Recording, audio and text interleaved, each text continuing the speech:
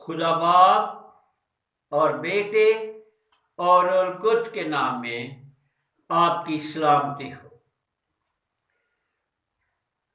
آج ہم پھر اکٹھے ہوئے، ہم اپنے تمام حاضرین، ناظرین، سامعین کے ساتھ مل کر خداوند کے کلام کو سیکھ سکیں، جان سکیں اور اس کے متعلق سمجھ سکیں۔ آج ہم خداوند کے پاک کلام میں سے تلاوت کریں گے یسایہ نبی کا صحیفہ، اس کا 4 باب اور اس کے 35ویں آیت سے 41ویں آیت تک۔ کلام مقدس میں یوں مرقوم ہے، اسی دن جب شام ہوئی تو اس نے ان سے کہا، آؤ پار چلیں، اور وہ بھیڑ کر چھوڑ کر اسے جس حال میں وہ تھا کشتی پر لے چلے، اور اس کے ساتھ اور کشتیاں بھی تھیں۔ تب بڑی آندھی چلی اور لہریں کشتی پر یہاں تک آئیں کہ کشتی پانی سے بھری جاتی تھی، اور وہ خود پیچھے کی طرف گدی پر سو رہا تھا۔ بس انہوں نے اسے جگا کر کہا، اے استاد، کیا تجھے فکر نہیں؟ ہم ہلاک ہوئے جاتے ہیں۔ بس اس نے اٹھ کر ہوا کو ڈانٹا اور پانی سے کہا، ساکت ہو، ہوا تھم جا۔ بس ہوا بند ہو گئی اور بڑا امن ہو گیا۔ پھر اس نے کہا، تم کیوں ڈرتے ہو؟ اب تک ایمان نہیں رکھتے؟ اور وہ نہائے ڈر گئے اور آپس میں کہنے لگے کہ یہ کون ہے؟ یہ ہوا اور پانی بھی اس کا حکم مانتے ہیں۔ خداوند کے پاک کلام کا تلاوت کیا جانا ہم سب کے لیے باعث برکت ہو۔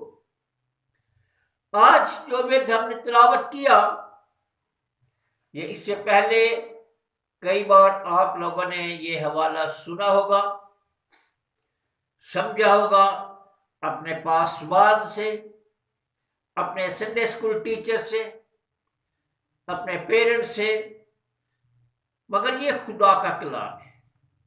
اس کو ہم جب بھی پڑھتے ہیں، ایک نیا سبق، ایک نیا درس، ایک نئی راہ ہمیں اپنی زندگی کے لیے اس میں سے ملتی ہے۔ اور آج اسی ورد میں ہم دیکھیں گے استاد اور شاگرد کا رابطہ کیا ہے۔ استاد کی تعلیم جو ہے وہی کافی نہیں ہوتی، بلکہ جو اچھا شاگرد ہوتا ہے وہ اپنے استاد کا لائف سٹائل بھی اپنانے کی کوشش کرتا ہے۔ وہ لائف سٹائل لیتا ہے اپنے استاد کا، اور کتنا اچھا لگتا ہے جب سنڈے اسکول ٹیچر یا پاسٹر اپنے جاتے ہیں کسی گھر میں تو ان کے آگے پیرنٹس بتاتے ہیں، جی ہمارا بچہ جب گھر میں آتا ہے سنڈے اسکول کے بعد تو یہ آپ کی طرح بیٹھتا ہے، آپ کی طرح دعا کرنا چاہتا ہے، آپ کی طرح یہ ہمیں کلام سکھانے کی کوشش کرتا ہے۔ ویری گریٹ، اچھا لگتا ہے۔ اور ہم اپنے پڑوسی ملک میں اگر نظر دوڑائیں، وہاں پر گرو سسٹم ہے، اور گرو سسٹم اس طرح سے ہے کہ جو گرو ہے وہ گیتا میں سے کچھ پڑھ کر سنائے یا نہ سنائے، وہ گرنتھ میں سے کوئی بات سکھائے یا نہ سکھائے، مگر اس کی زندگی کا نقشہ جو ہے یہ شاگرد ضرور اپناتے ہیں، ضروری اس کو حاصل کرتے ہیں۔ اس نمونے کو، ہمارا استاد اٹھتا کیسے ہے، بیٹھتا کیسے ہے، چلتا کیسے ہے، لوگوں سے گفتگو کیسے کرتا ہے، سب کچھ اپنانا ان کے لیے ضروری ہے۔ اور میں آپ کو بتانا چاہتا ہوں خداوند یسوع المسیح کے جو شاگرد تھے، رسول تھے، ان رسولوں میں سے کوئی بھی ڈے اسکالر نہیں تھا، ریگولر اسٹوڈنٹس۔ ایک بار پترس نے چھٹی مانگی، میری ساس بیمار ہے، وہ نہیں، چلو چلتے ہیں، جیسس ساتھ جاتے ہیں، جا کے دعا کرتے ہیں اور اس کی سانس ٹھیک ہو جاتی ہے، چلے جی واپس۔ اور یہ شاگرد یسوع کے بعد بھی اکٹھے ہی رہے، خدمت کے لیے جاتے تھے، واپس یروشلم میں آتے تھے، پھر اکٹھے ہو جاتے تھے، تقویت کا باعث تھے ایک دوسرے کے لیے۔ اور آج خداوند کا حکم آتا ہے، آؤ پار چلیں۔ سڈنلی، اچانک، بغیر کوئی مشورہ کیے، یک دم حکم سنا لیا، آؤ پار چلیں۔ 12.5 میل لمبی جھیل ہے، کہیں سے 7.5 میل چوڑی، کہیں سے 4.5 میل چوڑی، لیکن حکم آیا آؤ پار چلیں۔ کوئی موٹر لانچ نہیں ہے، کوئی خشکی کا راستہ نہیں کہ پراڈوں پر بیٹھے اور جائیں، مگر تابع داری یہ ہے کہ شاگردوں نے جس حال میں وہ تھا اسے کشتی پر سوار کیا اور چل پڑے۔ یہ تابع داری ہے، او پار چلیں۔ اور آج میں یہ کہنا چاہتا ہوں ہر ایماندار کے لیے ایک چیلنج ہے، یہ چیلنج ہے آپ لوگوں کے سامنے، ہمیں پار جانا ہے، اب ہماری پار جانے کی باری ہے، حکم خدا کا ہے، آؤ پار چلے، کیونکہ اس طرف اس کنارے پر ترقی کوئی نہیں ہے، بڑھوتی کوئی نہیں ہے، ہمارا وہی دعا کرنے کا طریقہ کوئی بدلاؤ نہیں ہے، وہی ہمارا کلام سنانے کا طریقہ بدلاؤ کوئی نہیں ہے، وہی ہمارے رسم و رواج، وہی طور طریقے جو عرصہ دراز سے چل رہے ہیں، نہ ریسرچ ہے اور نہ ان میں بدلاؤ ہے، باپ دادا سے چلے آ رہے ہیں، باپ دادا کی رسومات ہے، لیکن حکم اسی لیے آیا آؤ پار چلیں، کیونکہ اس طرف بدلاؤ کوئی نہیں۔ اور میں خدا کا طالب ہوتے ہوئے، خدا کا خادم ہوتے ہوئے، خدا کا بیٹا ہوتے ہوئے ایک بات واضح کر دینا چاہتا ہوں، جو پار نہیں جاتے خدا ان سے ناراض تو نہیں ہے، مگر خدا ان سے خوش بھی نہیں ہے، اس لیے کہ وہ پار نہیں جاتے، لگی لگائی خدمت، لگے لگائے طور طریقے، سیکھی سکھائی ساکرامنٹ، ایوری تھنگ۔ بھائی بائبل کے متعلق ہمیں بائبل میں جانا ہے، تب اس کنارے کو چھوڑیے، اب بائبل میں آ جائیے، پار چلیں، دنیا داری کے پار، رسومات کے پار، جہاں پر بدلاؤ ہے، اور پار بلانے والا کون ہے؟ خداوند یسوع مسیح۔ دعوت کس کی طرف سے ہے؟ یسوع کی طرف سے۔ ہم اکثر دیہات کے رہنے والے، جوہر آپ نے دیکھے ہوں گے، جوہر جو ہے یہ پورے گاؤں کا پانی اپنے اندر سمیٹتے ہیں، مگر اپنا پانی دیتے نہیں کسی کو۔ یہی وجہ ہے کہ اس کا پانی کھڑا کھڑا بدبو چھوڑ جاتا ہے، گندی بو، نہ وہ پینے کے لیے کارآمد، نہ کپڑے دھونے کے لیے کارآمد، نہ نہانے کے لیے کارآمد، لیتا جائے گا، کسی کو فائدہ نہیں دے سکتا۔ اس کے برعکس اگر ہم دریا کو دیکھیں، دریا چلتا ہے، بہتا جاتا ہے، بہتا جاتا ہے، راستے میں ہزاروں نہیں بلکہ لاکھوں ایکڑ اراضی کو وہ سیراب کرتا ہے، ڈیم پر بجلی بنانے کے لیے وہ مددگار ہوتا ہے، اور لیکن بڑھتا رہتا ہے، رکتا نہیں ہے، اور آخر کار وہ ایک بڑی طاقت سمندر کے ساتھ جا ملتا ہے۔ اور میں یہ کہوں گا چھپڑ خود غرضی کی مثال ہے، جو لیتا ہے مگر دیتا نہیں۔ اور آج ترقی نہ کرنے والا شخص جو آگے بڑھتا نہیں ہے، جو پار جانے کے لیے تیار نہیں ہے، وہ اس چھپڑ کی مثال ہے۔ میرے عزیزو، میں بحر مردار کو آپ کے سامنے رکھنا چاہتا ہوں۔ اسرائیل کے شہر یروشلم کا ایک طرف یروشلم ہے، اسرائیل شروع ہو رہا ہے، دوسری طرف اردن ہے، درمیان میں بحر مردار ہے، اور یردن کا جو انت ہے وہ بحر مردار میں ہوتا ہے۔ یردن ہرمون کے پہاڑوں سے جب برف پگھلتی ہے تو یہ وہاں سے سٹارٹ ہوتا ہے، اور بہتے بہتے راستے میں اس کے اوپر 27 ٹھوکریں بنائی گئی ہیں پانی کے بہاؤ کو تیز رکھنے کے لیے، اور یہ آ کر بحر مردار کے ساتھ مل جاتا ہے۔ جب وہ بحر مردار میں گرتا ہے تو مچھلیاں پورے زور سے قوت لگاتی ہیں پیچھے کو، انہیں پتہ ہے کہ اس میں موت ہے۔ بحر مردار کا بھی یہی ہے، وہ لیتا جاتا ہے، پانی لیتا ہے، لیکن پانی دیتا کسی کو نہیں ہے، اس میں زندگی نہیں ہے، اس میں کوئی بزنس نہیں ہے، اس لیے کہ اس کے اندر جہاز رانی نہیں ہے۔ آدمی اگر اس کے پانی کے اوپر بالکل اسٹریٹ لیٹ جائے تو وہ ڈوبے گا نہیں، کیونکہ پانی کا گاڑھا ہونے کی وجہ سے نقطہ اچھال اس قدر زیادہ ہے اس کا۔ اور جو بحر مردار ہے اس میں جہاز کا لنگر ہی نہیں ڈالا جا سکتا۔ اور آج میں کہتا ہوں، جو شاگرد استاد سے لیتا ہے اور دیتا نہیں، یعنی سیکھتا جاتا ہے اور آگے وہ سرو نہیں کرتا، وہ بحر مردار کی مثال ہے۔ وہ بحر مردار ہے جو لیتا ہے اور آگے دیتا نہیں۔ اور اب وقت کے لحاظ سے ضرور ہے کہ ہم پار چلیں، پار، وہاں پر بدلاؤ ہے۔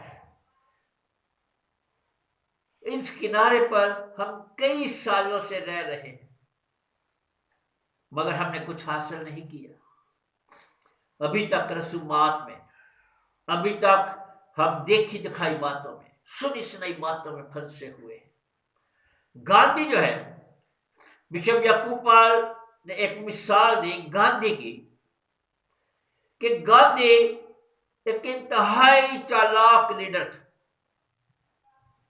اور اس نے ایک یہ بات وصیت کی کہ میرے مرنے کے بعد میری ہڈیوں کو گنگا میں نہیں بلکہ نیل میں بہایا جائے۔ دریائے نیل جو ہے وہ لیک ویو وکٹوریا سے شروع ہو کر 7,000 میل کا سفر کرتا ہے، 40 ملکوں میں سے ہوتا ہوا آخر کار آ کر بحیرہ روم کے ساتھ مل جاتا ہے، اس میں گر جاتا ہے۔ اور گاندھی کی سوچ یہ تھی کہ جب میری ارتھیاں 7,000 میل کا سفر کریں گی، وہ 40 ممالک میں سے گزریں گی، جہاں جہاں میری ارتھیاں جائیں گی وہی میرے جو نظریات ہیں وہ بھی ساتھ جائیں گے۔ انتہائی چالاک۔ خدا ٹھہرنے کے لیے نہیں کہتا، وہ بڑھنے کے لیے کہتا ہے، چلنا ہے آگے، کیونکہ بڑھوتی اور خوشحالی یہ خدا کی طرف سے ہے، اور دعوت نامہ یسوع مسیح کی طرف سے ہے۔ آؤ پار چلیں۔ بھیڑ کو چھوڑ دینے، بڑی بھیڑ ہے ادھر بھی، لیکن بھیڑ کو چھوڑ دینے کا حکم ہے، چھوڑ دے اس بھیڑ کو، آؤ ہم پار چلیں، کیونکہ دعوت نامہ بھیڑ کو نہیں ہے، وہ صرف رسولوں کا ہے۔ آؤ پار چلیں، اور بھیڑ کو چھوڑ دینے کا حکم، رہنے دے بھیڑ کو ادھر ہی۔ اور آج میں آپ سے کہتا ہوں، جو بھیڑ ترقی نہیں کرنے دیتی، چھوڑ دیجیے اس بھیڑ کو۔ جو بھیڑ مسیح کے ساتھ سوار نہیں ہونے دیتی، چھوڑ دیجئے پیچھے اس کو. خدا جب بھی برکت دیتا ہے وہ الگ کرتا ہے، جیسے ان رسولوں کو الگ کر رہا ہے خدا. ابراہیم کو برکت دینی تھی، خدا نے اس کو الگ کیا، چھوڑ دیا اپنے سارے خاندان کو. موسیٰ کو خدا نے بلیس کرنا تھا، اس کے گھر سے الگ کیا. یوسف کو خدا نے برکت دینی تھی، اس کو گھر سے الگ کیا، ماں باپ سے، بھائیوں سے، وسیلہ کوئی بھی بنا لیکن الگ کر کے مصر میں پہنچا دیا، کیونکہ خدا اس کو برکت دینا چاہتا تھا. اور آج بھی جو لوگ برکت لینا چاہتے ہیں خدا ان کو الگ کرتا ہے. الگ کرنا خدا کی فطرت ہے. اور آج میں کہتا ہوں الگ ہو جائے، آپ بھی الگ ہو جائیں اس بھیڑ سے جو دعا کے لیے آپ کو مصروف کر دیتی ہے کہ آپ دعا نہ کر سکے. وہ بھیڑ جو کلام پڑھنے میں رکاوٹ بنتی ہے، وہ بھیڑ جو آپ کے روحانی زندگی کے اندر رکاوٹ بنتی ہے، چھوڑ دیجئے اس بھیڑ کو. ہم پسند کرتے ہیں بڑے بڑے بھیڑ ہو، بڑا اجتماع ہو، لوگ مالا لے کر کھڑے ہوں، بکے ہوں، بچیاں لائن میں کھڑی ہوں، ہاتھوں میں پتیاں ہوں. ہم بہت بڑے لیڈر. لیکن یاد رکھیے خدا نے دعوت بھیڑ کو نہیں دی، اور یسوع مسیح نے اپنا 85% ٹائم جو ہے وہ لیڈرز کے ساتھ گزارا ہے. خدا آپ کو تیار کرتا ہے لیڈرز کو. اگر جلالی تجربوں کو دیکھنا ہے، چھوڑ دیجئے بھیڑ کو، چھوڑ دیجئے بھیڑ کو. بڑی آندھی تو ضرور آئے گی، جیسے بھیڑ کو چھوڑا شاگردوں نے کشتی میں بیٹھ کر، بڑی آندھی آ گئی. آندھی بڑی آئے گی، یہ وارنٹی نہیں کہ آندھی نہیں آئے گی، لیکن امن بھی بڑا ہوگا. لکھا اگر آندھی بڑی تھی تو لکھا بڑا امن ہو گیا. اور بعض اوقات جو آندھی کا سائز ہوتا ہے یہ برکت کے سائز سے آتا ہے، یہ برکت کے سائز کے ساتھ چلتا ہے. ایک مثال، ایک آدمی تھا جو دریا کے کنارے بیٹھ کر مچھلیاں پکڑ رہا تھا. بڑی بڑی مچھلیاں جو تھی وہ دریا میں واپس پھینک نہ جائے، اور چھوٹی چھوٹی مچھلیاں اپنے پاس رکھے. کوئی آدمی دیکھ رہا تھا، اس نے دور سے پکار کر کہا، او بھائی تو کیا کر رہا ہے؟ یہ بڑی بڑی جو مچھلیاں ہیں یہ اپنے پاس رکھ، چھوٹی مچھلیاں واپس پھینک. لیکن وہ دور سے اپنا فرائی پین دکھاتا ہے، کہتا ہے میرا فرائی پین چھوٹا ہے، میں بڑی مچھلیاں کیا کروں گا.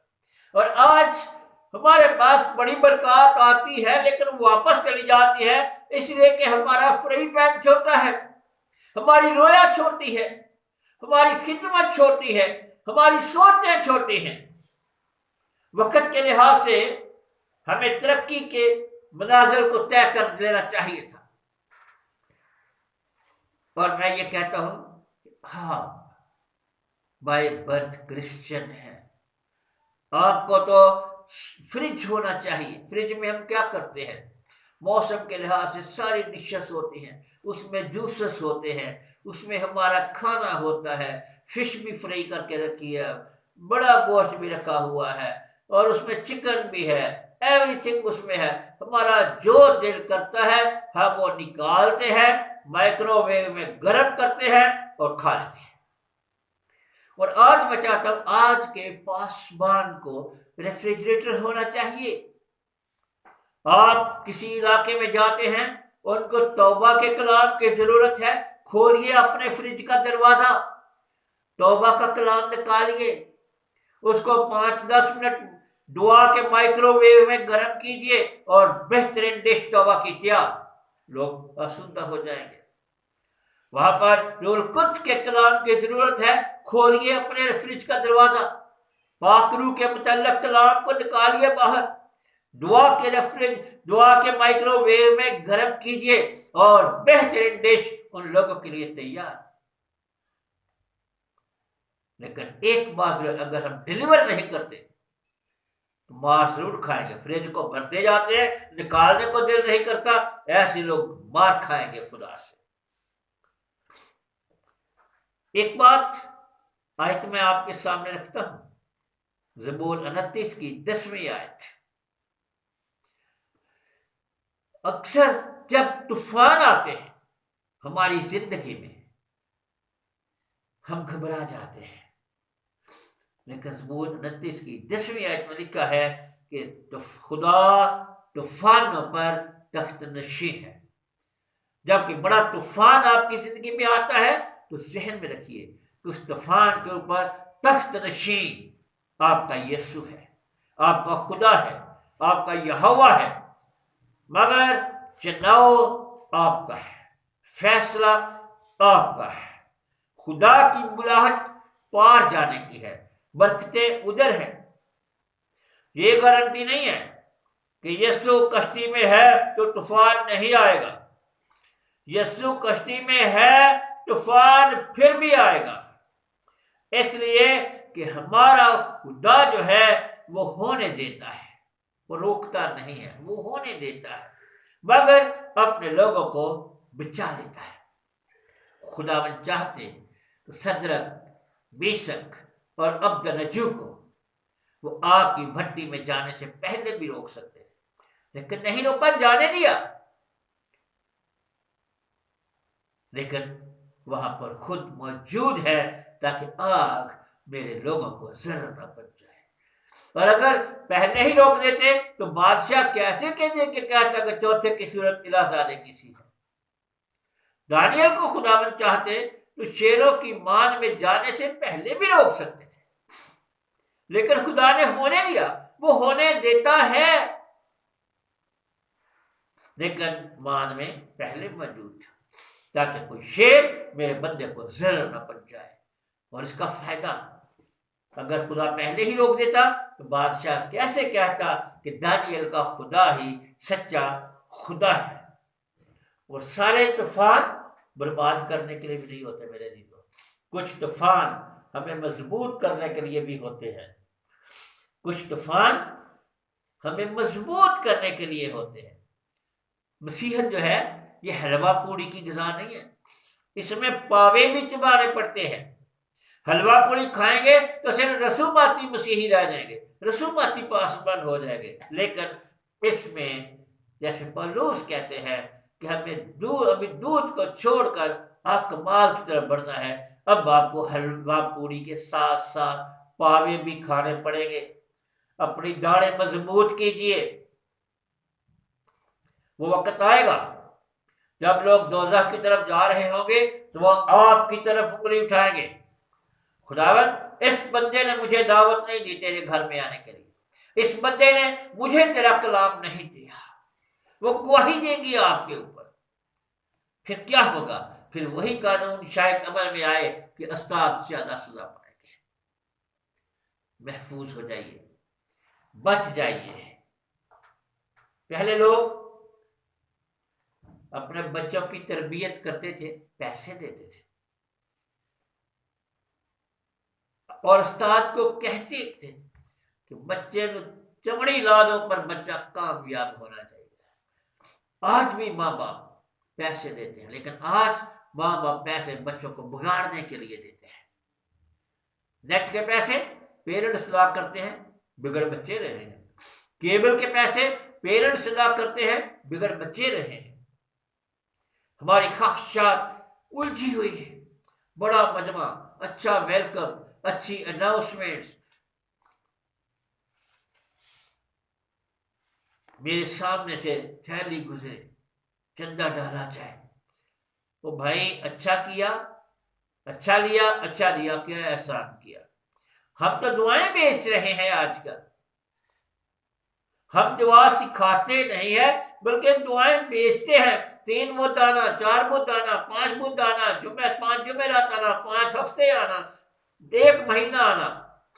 وہ بھائی 1 مہینہ کیوں, آپ کا خدا اتنی طاقت رکھتا ہے, ایک بار ہی سن لے گا آپ کی.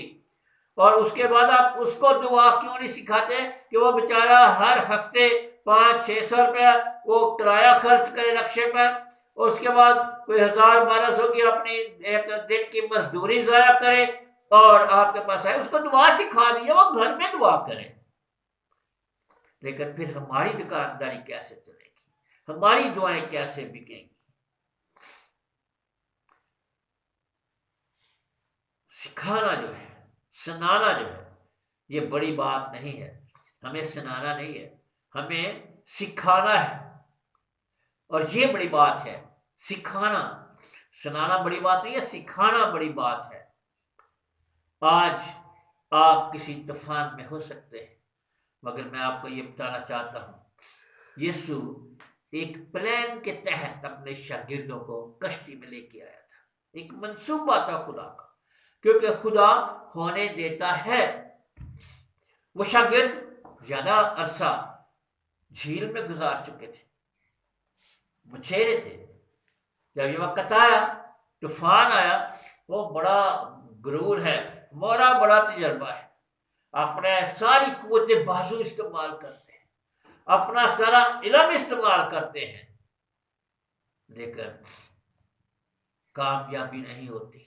کشتی کے اندر پانی آنا جائے، پھر پریشانی ہو، استاد کو جگائیں، استاد کو ہلائیں، استاد کو جگاتے ہیں، استاد کو جھنجھوڑتے ہیں، تجھے فکر نہیں.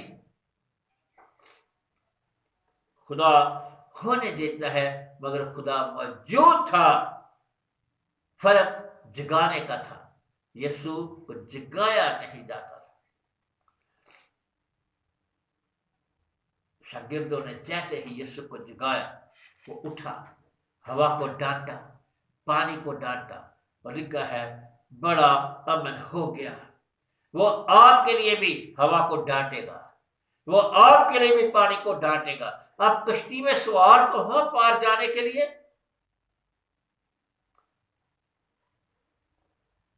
ہمیں ہر حال میں خوش رہنے کے لیے کہا گیا ہے.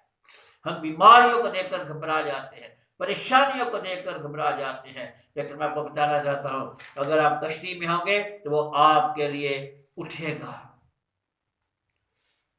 خدا امیروں کو، بڑے بڑے گرجا گھروں کو نہیں چنتا. میرا کہنے کا یہ مطلب ہے کہ امیروں سے خدا دور ہے، لیکن چناؤ جو ہے، کچھ لوگ کہتے ہیں ماڑے لوگوں کو خدا نے کتنا چننا ہے، لیکن میں آپ کو بتانا چاہتا ہوں خدا نے غریب لوگوں کو چنا، دیہاتی لوگوں کو چنا.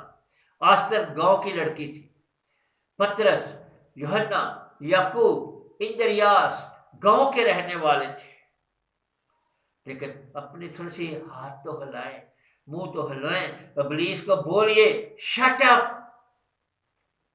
آپ بڑے بڑے مجموعوں کو ڈھونڈتے ہیں، ذرا دیکھیے یسوع نے اپنی زندگی میں 35 بار نہیں 37 بار ایک ایک شخص کے ساتھ کلام کیا. ہم مجموعے ڈھونڈتے ہیں، ہم چوروں ڈاکوؤں کے پاس جانے سے گھبراتے ہیں. یسوع مسیح کی خدمت کیا تھی؟ اس نے اپنا آخری وقت بھی ایک ڈاکو کے ساتھ گزارا اور اسے خوشخبری دی کہ وہ آج ہی میرے ساتھ فردوس میں ہوگا. آج یسوع مسیح جس کی ہم پر پیروی کرتے ہیں، ایک بری عورت کو دیکھتے ہیں، مگدلینی کو، اسے بھی وہ اپنے گروپ میں شامل کر. آجا بھائی آجا. ہم ان کے ساتھ رفاقت رکھتے ہوئے گھبراتے ہیں، وہ لوگ کیا کہیں گے، یہ طوائفوں کے ساتھ ملتا ہے. او بھائی اگر نہیں ملو گے تو کیسے اپنے مسیح کی خوشخبری سناؤ گے؟ کیسے مگدلینی کو الگ کر کے لاؤ گے؟ کیسے وہ لڑکیاں آپ کے خدا کی بخشش کو جان سکیں گی، آپ کے خدا کی بخشش کو سمجھ سکیں گی؟ آپ کو طوائفوں کے پاس جانا ہے، آپ کو ہجڑوں کے پاس جانا ہے، آپ کو ڈاکوؤں کے پاس جانا ہے، اور یہی تو خدمت ہے. اسی لیے اگر آپ پار چلیں، اس کنارے کو چھوڑیں جس میں شرم و حیا یا آپ کے اوپر غالب آئی ہوئی ہے، ڈر اور خوف آپ پر غالب ہے. آج پار چلیں. اپنی پرانی سوچوں کے پار جانے کی ضرورت ہے، اپنی خواہشات کے پار جانے کی ضرورت ہے. آج ان بڑی بڑی کلیسیوں کو چھوڑ کر ضرورت مندوں کے پاس جانے کی ضرورت ہے.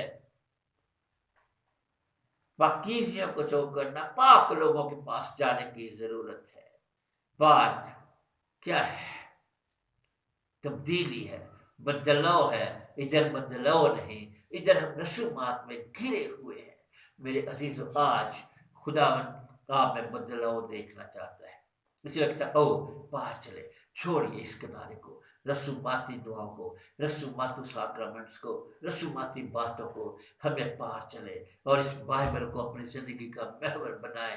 مصیبتیں آئیں گی، آزمائشیں آئیں گی، لوگوں کی انگشت نمائی ہوگی، لیکن یاد رکھیے یہ سب کچھ آپ کے مسیح کے ساتھ بھی ہوتا رہا، اور جب لوگ خدا کے نام سے اگر آپ کو لعن طلب کرتے ہیں تو ہم مبارک ہوں گے۔ او ہم مبارک ہونے کے لیے خداوند کے حضور میں اپنے سروں کو جھکائیں اور دعا کریں۔ انتہائی کمال رحیم خداوند، میں اپنے تمام بیٹوں کو، بیٹیوں کو، بہن بھائیوں کو، بزرگوں کو آپ کے ہاتھوں میں سونپتا ہوں، جنہوں نے آج یہ کلام سنا اور جو سن رہے ہیں یا جو بعد میں سنیں گے، خداوند انہیں برکت دیجیے، ان کو بلیس کیجیے، انہیں پار جانے کی قوت دیجیے، انہیں کلیسیا ان کو کشتی میں بیٹھنے کے لیے فیصلہ کرنے کی قوت دیجیے۔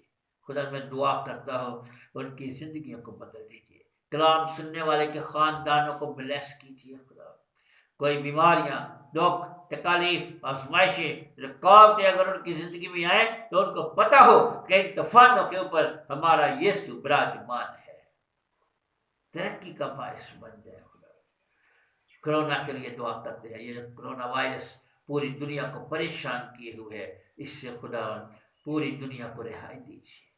خداوند ہمارے ملک کو اب آپ کے ہاتھوں میں سونپتا ہوں، ہمارے ملک کے ساتھ ہوں، اعلیٰ حکومت کو بلیس کیجیے خداوند، ہمارے وزیر اعظم کو، ہمارے صدر کو، ہماری پاک فوج کو، سب کے لیے بلیسنگ آپ سے مانگتا ہوں۔ خداوند برکت دیجیے، تمام سیاسی پارٹیوں کو بلیس کیجیے تاکہ وہ بہتر طریقے سے، سلجھے ہوئے طریقے سے اپنا کردار ادا کرے۔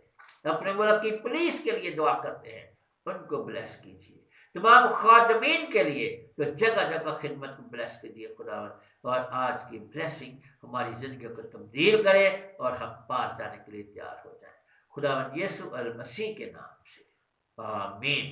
خداوند آپ سب کو برکت دے۔